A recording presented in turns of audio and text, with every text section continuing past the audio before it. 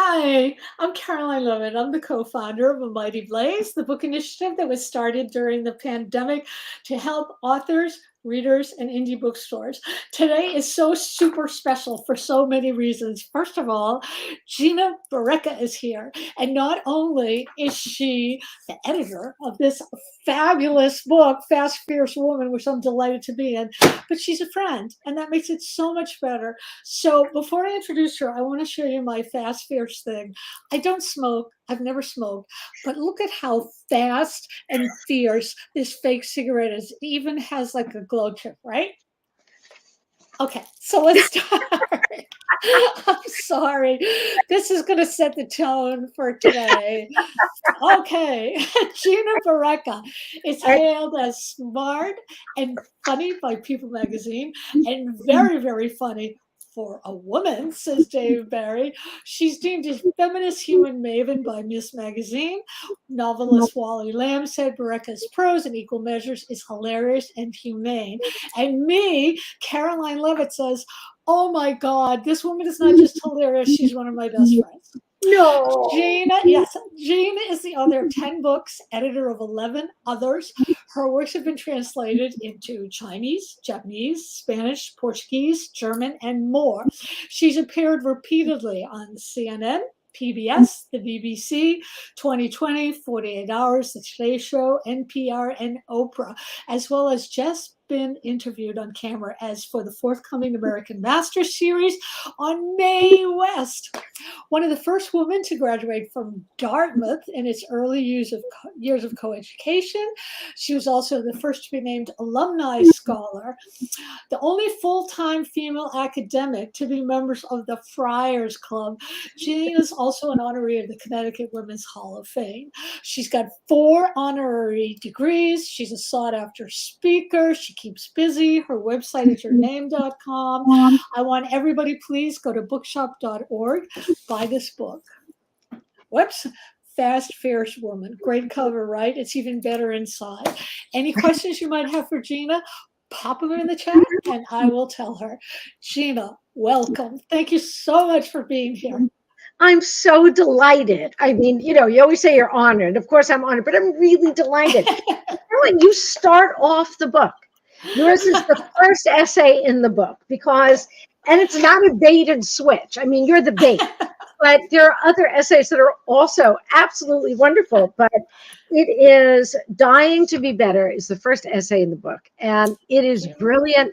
It is your voice captures us immediately and holds us in thrall. And your essay sets the tone for the book because all of the writers, 75 writers, are talking about ways in which we've overcome. I tell a story in the introduction to the book, but about ways we've overcome occupational hazards, personal misery, actual tragedies, and have dealt with them. And, we're all brought up to be, even though some of us have abandoned the project, good girls. And like, you should, right? I mean, so like, it's like that was a while ago. And it was interesting to ask people to say, tell me what the hard part was, and then tell me and tell readers, tell other women of different ages. The writers in here are 20 to 89, and all different backgrounds, all different colors, a lot of emerging writers, as well as New York Times bestsellers like you. I mean, women whose writing we've been reading for years, and then I hope a lot of women that we've never read before who we will be reading for years, but who are maybe from marginalized communities, who haven't had the privileges or just access to stuff that the rest of us have had. And to say, tell us how you got over it. What did you do when you were faced with this miserable time? And yours is wonderful. Can you tell us about your essay? Sure. It's I was drawn to this because when you said the word fierce, to me, that's what you have to do in order to live in the world. And I was, I'd gotten really, really sick after the birth of my son, and I was on all this wonky medicine, and my hair fell out, and I got huge on steroids, and my skin was gray, and we were desperate for money. And a friend of mine had told me, oh, come in and I'll give you work and you can write a catalog for Victoria's Secret. And I happened to tell her, you know what, I can't come in. I look very different. And she said, what are you talking about? You're adorable. You can come in. And I said, no, you don't understand. I really look different. She said, no, I don't want to hear about it. Come in. So I had to come in. I could not fit into any of my clothes. I had to buy a muumuu and wear this muumuu. I put a schmata on my head to cover my head. I put on makeup. And of course, if your skin is gray, makeup looks worse. And I remember on the subway, the first thing I saw was these teenage girls and they were all snickering, saying, oh, look at her, look at her. And I thought, oh my God, what am I going to do? And when I got there, it was even worse. You know, it was much, much harder because it's Victoria's Secret and everybody there is 19 gorgeous, slim, waterfalls of hair. And they're all looking at me thinking, here's the homeless woman coming and wanting money. So when my friend came out, I could see, you know, it was that kind of look where they go from the top to the bottom. And she finally told me, we have no work. Sorry, but good to see you. And I left. And the first thing I wanted to do was the opposite of fierce. I stood out on the sidewalk and I cried. And then I drew myself up and said, okay, I'm going to just keep going forward.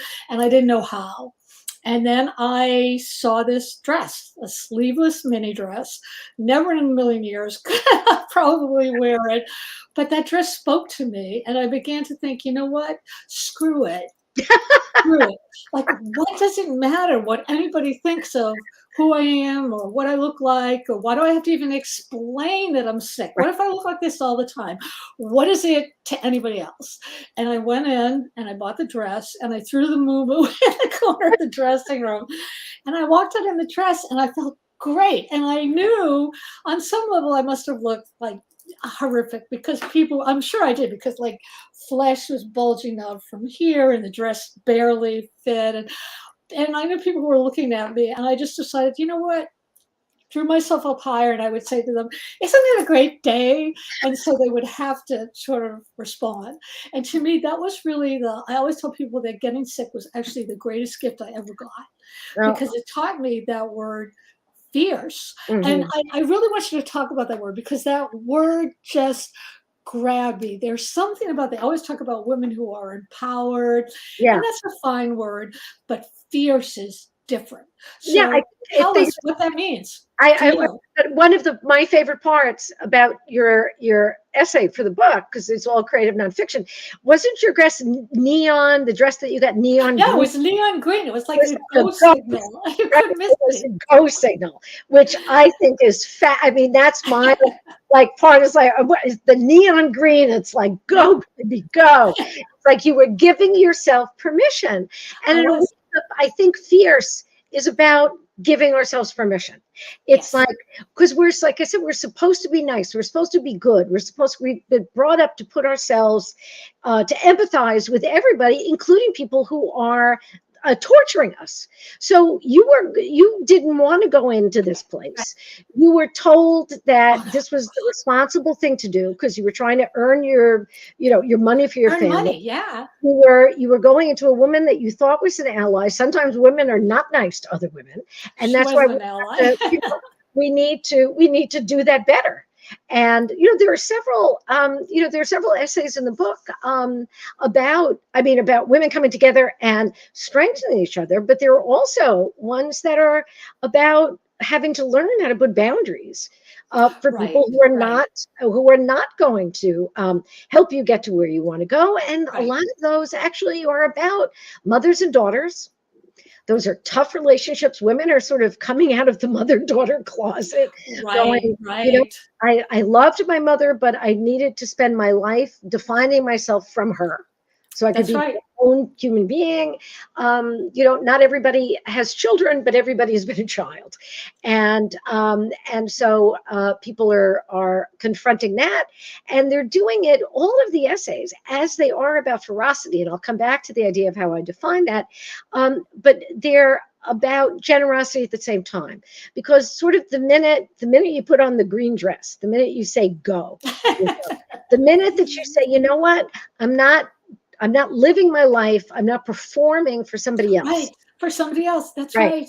Doing this for me it is, and not in, even as I'm saying that, I'm going, does that sound too selfish? Because that little voice in the back, No, and it's not, because you it's have not. to, what's the old Yiddish saying? It's like, if you want to be somebody else, who's going to be you? You have to be you, right? It's like, you can, if I say I want to be Caroline Leavitt, I want to be Margaret Atwood, I want to be, it's like, who's going to be me? It's going I to be get you. And also, you're modeling that behavior. right. Women have been taught, or at least I was taught, to be, a good girl and quiet and deferential and be Right. nice. But the thing is, you're not going to be mean. But if you stand up for yourself, that's modeling behavior to people. Or I'm always on the lookout for women on the street who are, dressed in a garish way or a weird way, or or like if it's somebody who's 100 years old, and I look, because I want to stop them and say, you look fabulous, just Absolutely. because they radiate, and also because they're modeling a way to be in the world that we should follow. Absolutely. And there's a defiance in that. There's a Yes. defiance in not growing old gracefully. Somebody, again, I turned 65 this year. Somebody said, what about growing old gracefully? I said, I haven't been graceful my No, entire life. Why would I no, want to be old no. graceful? No, I'm glad you brought that up, because actually, my mother-in-law, she just died at 101. Until the day she dyed her hair orange, no matter what anybody said. She had it in a bouffant. She was in a fashion show when she was 97.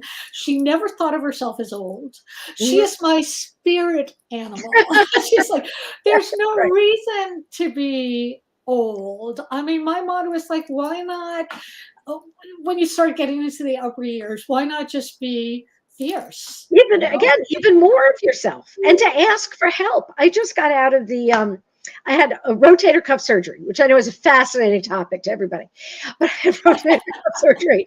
And this is the first week I'm out of a sling. So I was walking around in a sling, and I couldn't wear a bra. So I got all big scarves all over me, and the mask and the glasses. So I looked like something out of like Star Wars, one of those little desert, Uh-huh. walking around. And I thought, I'm using this. It's like, I can't open a door. It's like, nice young person, can you hold that open for me? Can you carry the bag to the car? Yes, that would be great, young person at the cash register.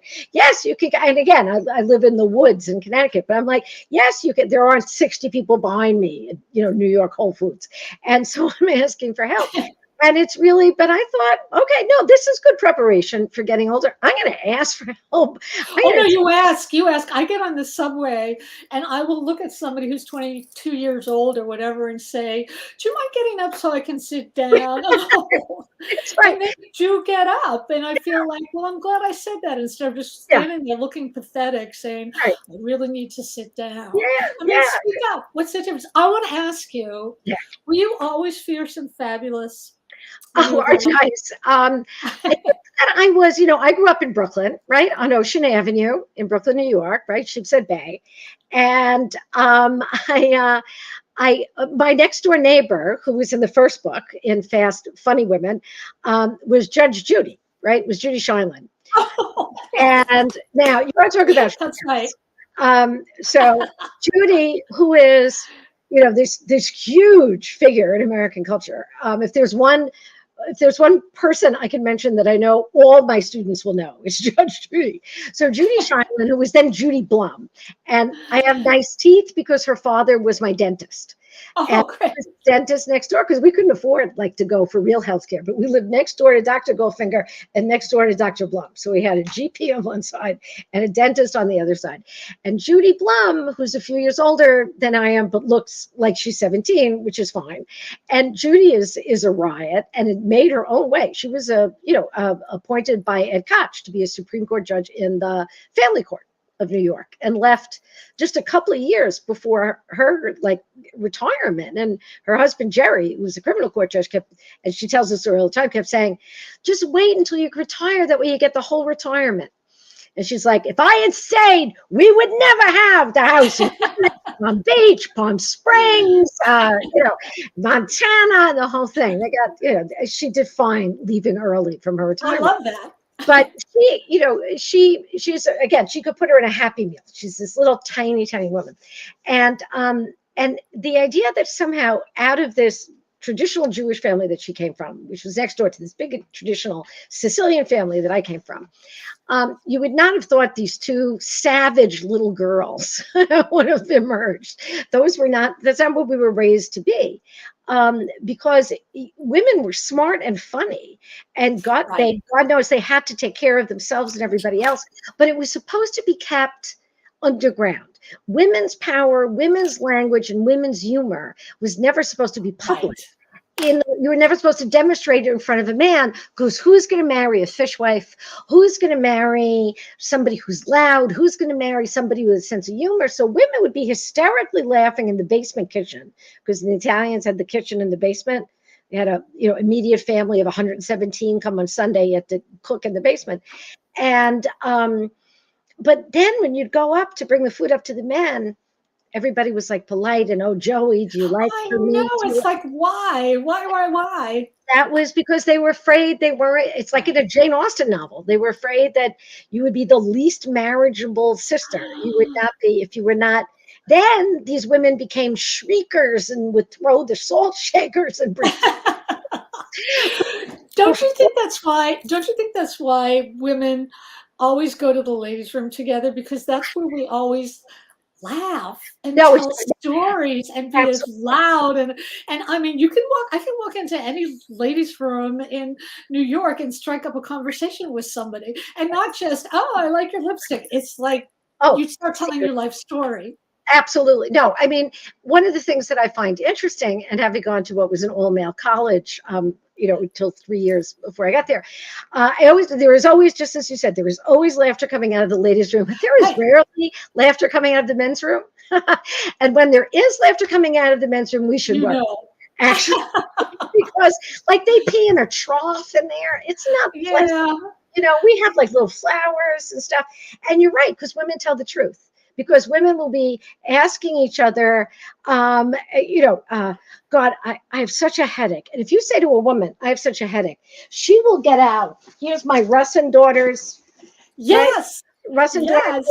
Because she will get out her 700-pound bag in which she carries everything she ever needs to start life in a new state. Okay? Because every woman carries everything we need to start life in a new state. And if some poor broad in the bathroom says, I have a headache, 16 women go, do you need aspirin, ibuprofen? Do you need Motrin? Is it allergy related? I have Sudafed. I have Actifed. Some other woman is going, I'm a nurse. I have, be careful of these interactions. Do you need this? Do you need calcium with it? Have you taken something else? Is it coffee addiction? Other women are going, coffee addiction. I have a coupon from Starbucks. My niece works there. Other women are coming over going, green tea, give up coffee. You have, 17 women who are over this lady trying, it's like, and men don't talk to each other that way. I mean, I like to think that we have raised generations of young men that are now different, but my husband is 77, grew up in New Jersey. And Michael's, he and his friends, I'll say something like, oh, so you're playing cards. I said, how is Christopher? I heard his wife is pregnant, that they've been married 20 years, but suddenly she's pregnant. Do you know if they were having fertility issues? And he's like, he's married. I didn't know he was married. Like they have different, but he knows what kind of car he drives. It's different. I have to tell you about the Ann Arbor ladies' room. When I went to school in Ann Arbor, there was this ladies' room, and in the stall, people would sometimes write questions and other women would answer. So one day I was in this relationship. It was not going happily. And I thought, I don't know what to do. And I just wrote, I'm having a terrible time with my new boyfriend. The sex isn't great. And I left. I came back the next day. The whole stall was filled with comments. People saying, not just comments saying, tell him this, do this, leave him, do this. But people were putting down their phone numbers saying, give me a call. I'll tell you what to do. It was incredible. I never forgot that stall. It was such a beacon of how women are consider each other sisters, and they will help. And now have you ever written about that? Yeah. Sorry, I don't know. Maybe I did. I think I put it in a novel, but I just remembered about it again. The ladies' room. That was incredible. Yeah, I don't remember that. I need to find out exactly what that passage is from so I can quote it. because Yeah, that's it's incredible. I'm pretty sure it was in a novel, but I remember it and walking into yeah, that stall thinking I'm not going to see anything. And there's my question again. I'm right. still in this relationship. And the advice was good. And people went on and on and on. They took the time. So I want to talk about the essays in you. Okay. So there's 75 essays. 75 essays. And There's from, again, all of these, when I ask people to write, I mean, I really try to, some of them are for people I don't know. Some of them are from people who I found their stuff on Facebook, or they were responding to things. So there is a fascinating, there really are fascinating essays. So there's one by a woman whose name is Keyswetter, and she writes about being getting pregnant in high school in a very conservative town and in a very churchified community, and how everybody tells her she has to have the baby and she has to do this and they will all look after her. And then after she has the child, they abandon her and basically shunt her, and how she had to raise the child, who's now in her 20s, on her own, and how obviously it was the right thing to do, but that she didn't know that there were options and nobody told her there were options. And they made promises in using sort of the Bible to support their vision of what motherhood was, and that as soon as she had this child, abandoned her. And so it's her ferocity in getting through this, but telling that story of saying, be careful what people promise you, not just like what one guy promises you, but right. the community that says we will support you will not always be there. I mean, that, and I just saw that online, and I got in touch with her and I said, would you be willing to do this? And this is a woman who is not a writer, That's but she wrote wonderful. a powerful, powerful piece. Leslie Morgan Steiner, I don't know if you know her work. She's an advocate about women's issues, but particularly about women and violence and domestic violence. And she wrote about seeing a girl that she was afraid was being unduly coerced by her father on an airplane, the memory that triggered for her about her first husband and his abuse while he was a Harvard graduate student, and the idea that this doesn't only happen in certain families in certain places. And talking about that, we've got people like there are a number of emerging writers. There's one of the essays that's not far from yours is by an African-American student, a woman named Nyanka. She writes under Nyanka J, also from Brooklyn. And it's about scratch and sniff feminist choosing invisibility. And it's about the days, just when you're talking about it, it's about the moments when she goes, she's a beautiful young woman in her late 20s, but there are days when she can also look intimidating. She knows it. She's an athlete, she's a strong woman. And when she gets on the subway, she realizes that people will react to her entirely differently if she wears makeup, looks girly, and smiles. Like That's the right. equivalent of the green dress, or if she goes in wearing jeans and a jean jacket or a leather jacket and doesn't do her makeup and looks fierce. And it's and she's a beautiful writer. The Pamela Katz, who's a screenwriter, teaches at the Tisch School, writes about why women kill. She writes about a German woman who lives in South America and killed the Butcher of Lyon, who was, I think it was the Butcher of Lyon, the man who was one of the most terrifying. I'm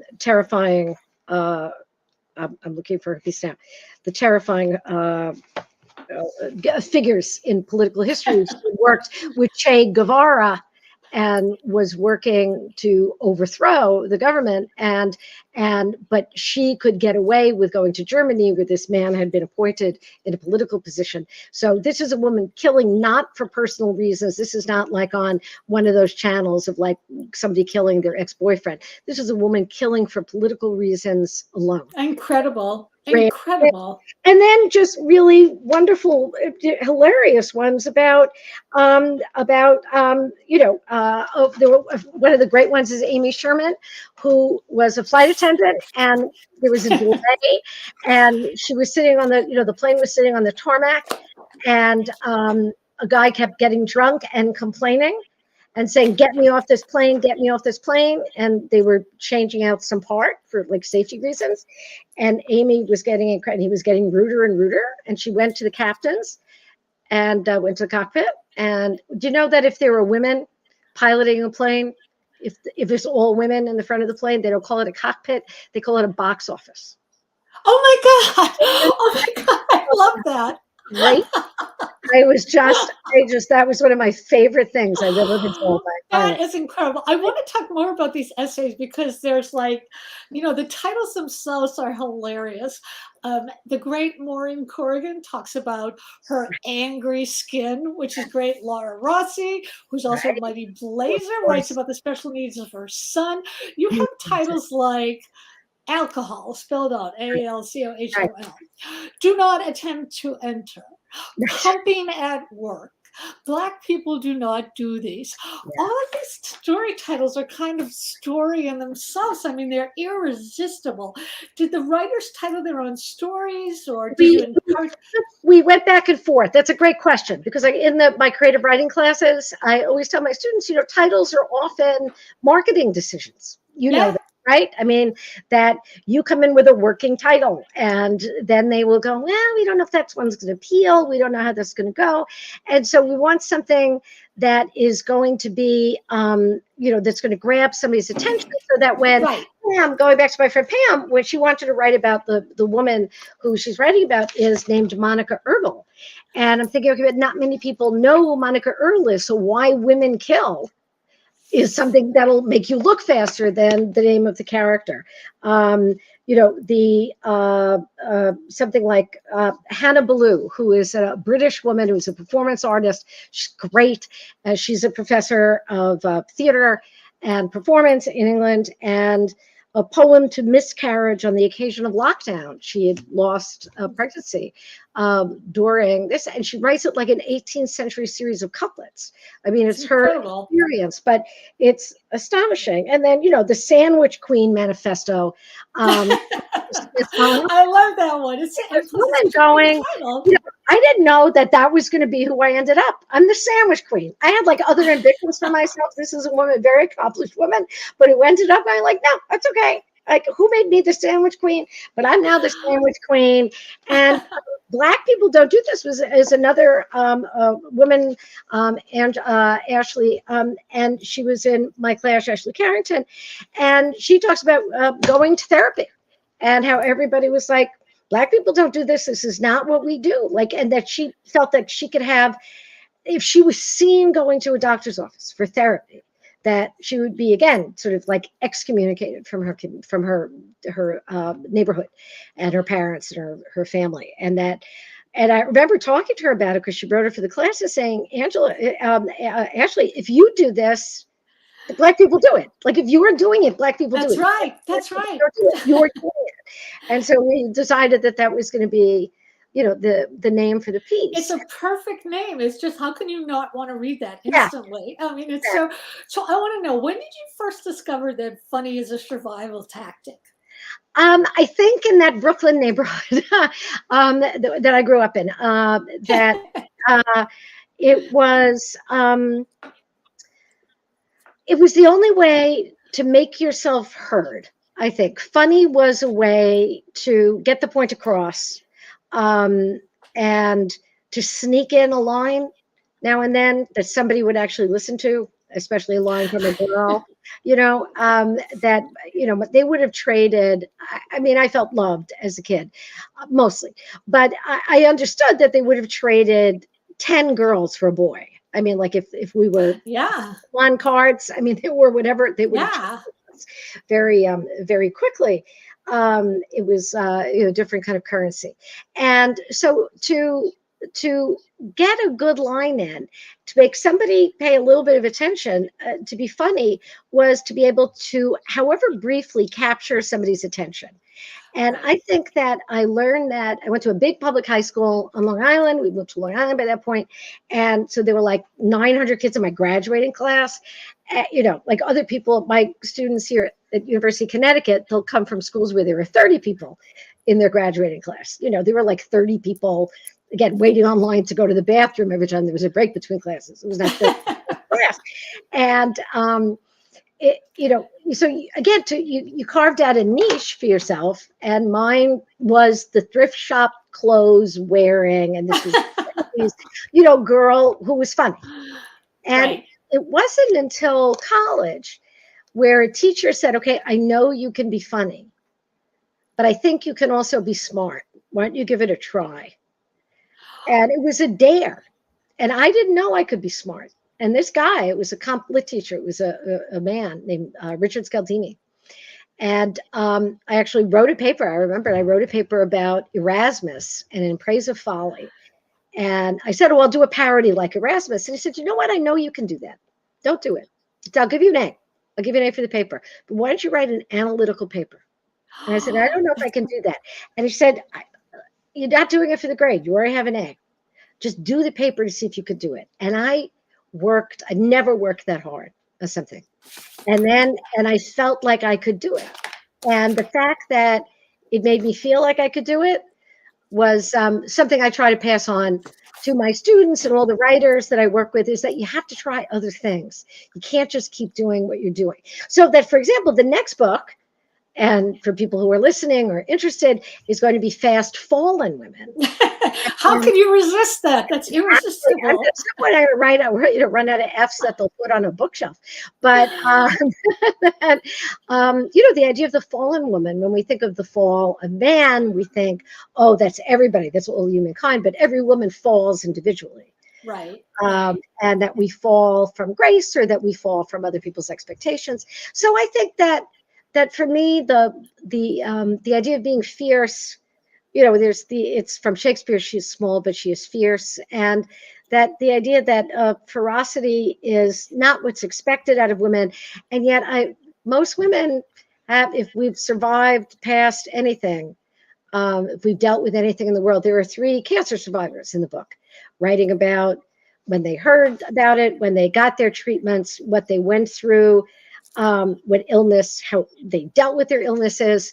There's a woman who has dealt with MS and is in a full body structure, and is talking about her skiing black diamonds. And she is, it's another girl from Brooklyn, and a woman in her 70s, Joan Sidney Siegler. And, but these are all stories about not only survival, but about gusto. It's about appetite.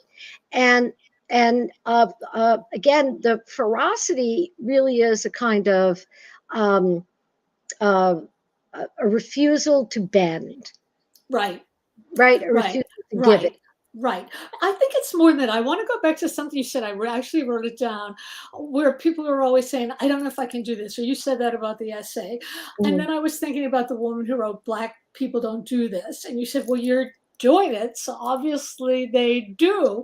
And also, the funny thing for me is that in writing my piece, I realized that after I wrote it and read it, I thought, wow, I did that.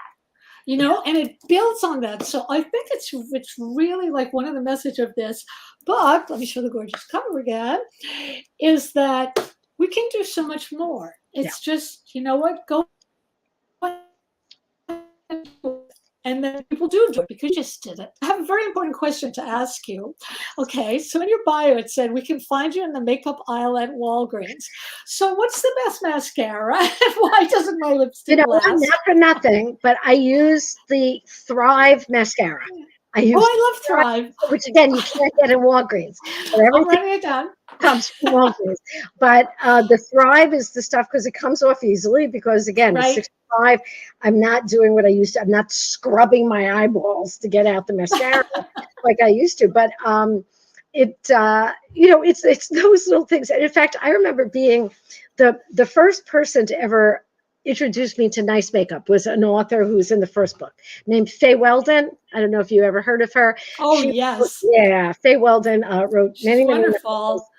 She just turned 92, and she was the one who wrote for people of a certain age. She wrote the opening episodes of Upstairs Downstairs, which was the first Masterpiece Theater ever to come to the States. And she wrote Life and Loves of a She-Devil, and adapted the Pride and Prejudice for the BBC. She's done a lot of wonderful stuff.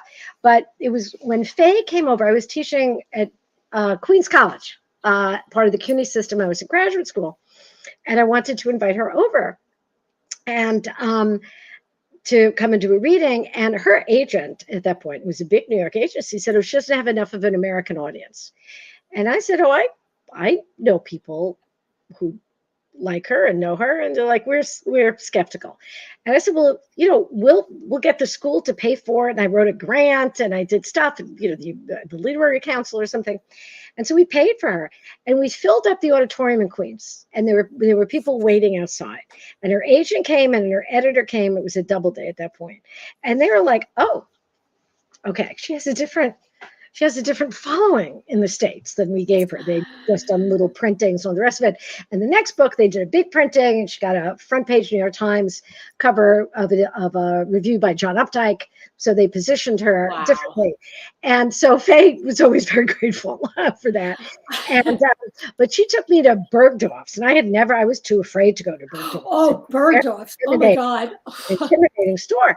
And again, I'm like 27, and I still wearing and she said, she has a very, very soft, terribly British accent. But again, I lived in England for 5 years, so I can fake a British accent if necessary. But she has so very nice, very, very soft spoken. And so we go to the makeup aisle, and we go to the, I believe it was Clinique. And she says, here, Gina, here, please, can you set up my friend with some nice foundation and some powders for her? Because like Maureen Corrigan, another Attleboro girl, I had terrible skin. And he's like, could you do this? And this woman behind the counter looked at me and said, how are you paying for this? Which had been my nightmare and why I had never gone to Bergdorf's. And I said, I have someone who's going to pick up the tab. And I mean, I'm looking at, and this is like, I'm going like, this is why I can't go anywhere. It's like, this is why I can't have nice things. Nice things. This is what people say to me. I mean, it's like, I was astonished. And but that's why, and it really, I mean, I was respectably dressed. I was up, but it really was like the girl is like, they can tell. They know. I mean, and you work on commission, I mean, but it's really, Faye had never believed that those things happened, because she was this terribly nice English woman. And I was like, this happens to me. It's like, that's a great story. Papers. Make sure we don't think you're, it really. So it was another moment where but Faye actually bought me nice makeup. So yeah, so I still go back, to Walgreens to get my little powders, and cheap eyeliner is cheap eyeliner. I like cheap eyeliner. Okay, I'm writing that down. Yeah, absolutely. It's all made by the same place. I'm sure there's one eyeliner factory. I don't believe that's any different. So that's do we have any questions for the fabulous Gina? Sometimes people are shy. Don't be shy. Don't be shy. You can ask her. If we're talking about makeup, you can ask about anything. Oh, hi, Jane. Okay. Thank you, Jane. What advice would you give women to build confidence? That's an excellent question. I think actually that is an excellent question. And the thing, confidence is an interesting word, because you've got confidence, and it's like being a con artist, like a confidence artist and confidence, right? Right. So and I remember somebody telling me once that he had never met somebody with so much self-confidence and so little self-esteem. Because I did not, the self-esteem is, I still got some issues with that, but self-confidence I can do because I am confident in the things that I do. Like, I'm now a confident writer, and I'm confident that I can usually figure out how to argue back, or certainly argue on behalf of somebody else. But that, I think, comes very much from what you were saying at the beginning, and what's so perfect about your essay and why it's the right way to start the book. It's because it has to come from you saying, that's it, I'm done. Yeah. how it's going to be. You have to believe it. If you still care, there is my favorite line about power, because confidence is about power. So Jane asks about building confidence, about building power. And again, power is, it's a scary word, especially for a lot of women to use. And Elizabeth Janeway, who started out, and she was a bad novelist, but she was a terrific literary critic and cultural critic. So she wrote a book called The Powers of the Week. And WEAK, not like you have one power a week, which is what it would be now. That would be a calendar. But this was called The Powers of the Week. And had women are taught like to wheedle and whine and manipulate because they're not given any access to feel and cry, right? To be manipulative because they don't have access to real power. But Janeway explains, this is my favorite line, I make my students write it down, that power is the ability not to have to please. I love that.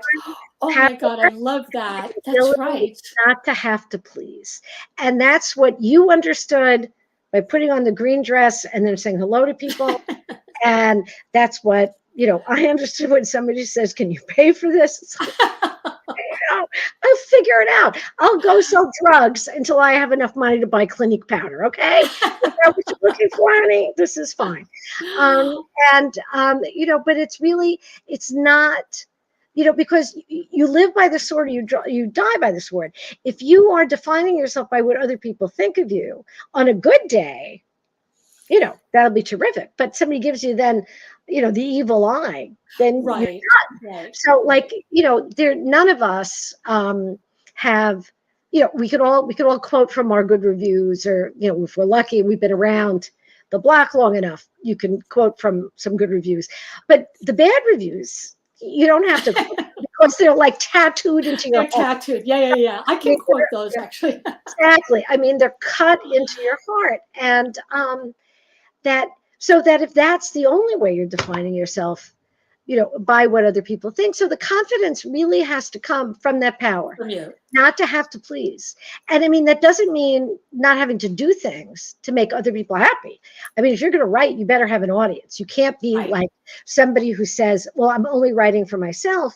That means, well, you need a reader. No, you need a reader. Right? Exactly. And it's like, if I dance in my room with nobody watching, I'm not part of the ballet russe. You might be. No, I'm not actually. It's if I'm writing and nobody reads it, or if I'm belting out a song, I'll have a good time. It doesn't make me a singer. Right. You're right. That's right. I make all of my students and every writer that I ever meet, or people standing next to me on the checkout line at Walgreens, if they say, "Oh, you're a writer," what advice do I said? Hit send. Send your work out. Get a response.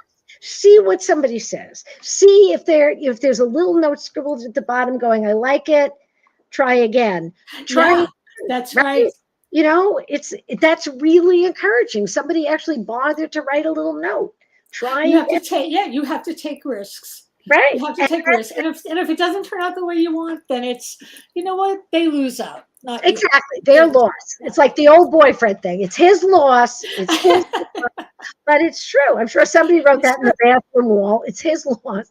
But it's so there's the confidence is that you get it by doing it all the time. It's sort of like people who are confident in the kitchen. I hate only to use a domestic, image, but it really is. I'm confident. There are things I'm confident in cooking because I've made them since I was 7 years old. I can make a hell of a right? I'm not going to make toast. Right, exactly. Right. I'm not going to make pastry. I don't know how to do that. It will come out like but you can do good toast. I can do good toast. I could even put cheese on toast. Oh, excellent. We have time for one more question if we have a question. Oh, great. This is from Ellen. In what ways are your university students fierce? And in what ways do they need to learn from the fierce women who have perceived them? Great question. Great question. A lot of my one of the reasons that I've been at the University of Connecticut as long as I have, since 1987, I have a lot of students who are, as I was, a first-generation college student. Both my parents left work after the 8th grade, but left school after the 8th grade to go to work. And my family's, families that, you know, they said they call them working papers for a reason. You get your you're 15, you get your working papers. And but they were very smart people. And I know that education and intelligence can go together, you know, but sometimes not always. I know people with PhDs who are idiots, and I know people who have, you know, not gone past 8th grade who are brilliant. So, you know, those things go together. But a lot of students that I've had over the years do come from whatever backgrounds they come from, where they're not confident. They wonder whether school is for them. They don't know if they can get it. And it's such a great joy. I feel like it's equipping, I know, warriors for battle. In a past life, I was in some military thing, you know, but it's like getting them armored for what they go out, the young men as well as the young women, and for facing the world. And so they're fierce in that they have to, they rise to the challenges. I teach a hard class. Not everybody does well. And that's increasingly difficult for some students to understand. It's like not everybody gets an A. And that's just how it goes. And it's like showing up, is it given? It's not like something you get like a good grade for. It's like, yeah, that's how we begin. And a lot of them, they work, you know, they work in the third shift at Dunkin' Donuts, and these are the regular undergraduates, let alone the people who are returning to school.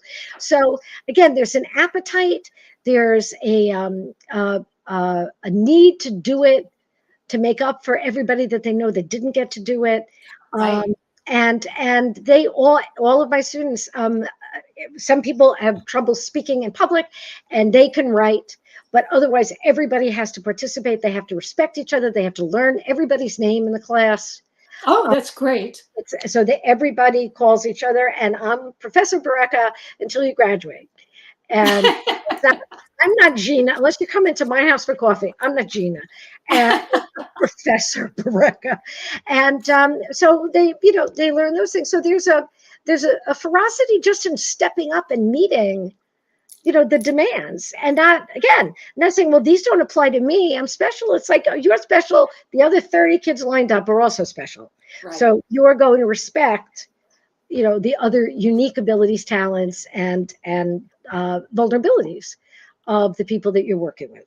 And the way that they can learn from us is really by understanding that the conversation that they're entering, like adult life, has been going on for 10,000 years, 20,000, you know? And they're not the first one to have these ideas. So they need to sit down like a kid at the grown-up table. They need to listen for a while. They need to read.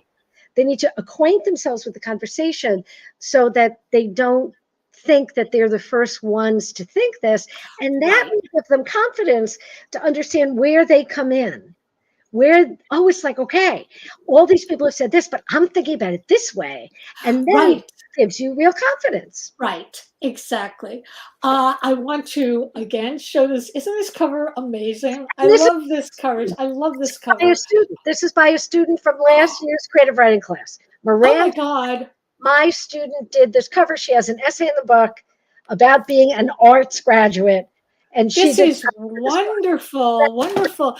Bookshop.org, your favorite independent bookstore. You can walk to your favorite independent bookstore, or you can find them online. Buy this book. I'm telling you, it's like on the page, or except it doesn't calm you down like Valium does. It energizes you. I cannot thank Gina Barreca enough. It's always a pleasure to talk to you. It's always so much fun. It always and is. Everybody who showed up, wonderful. We'll see you all in the ladies' room. No matter Thank you. No matter who you are, male or female. Thank you all. Thanks to our wonderful producers, Julie Gerstenblatt and Karen Belovic, and thanks to everybody else. We'll see you next time. Bye. Bye.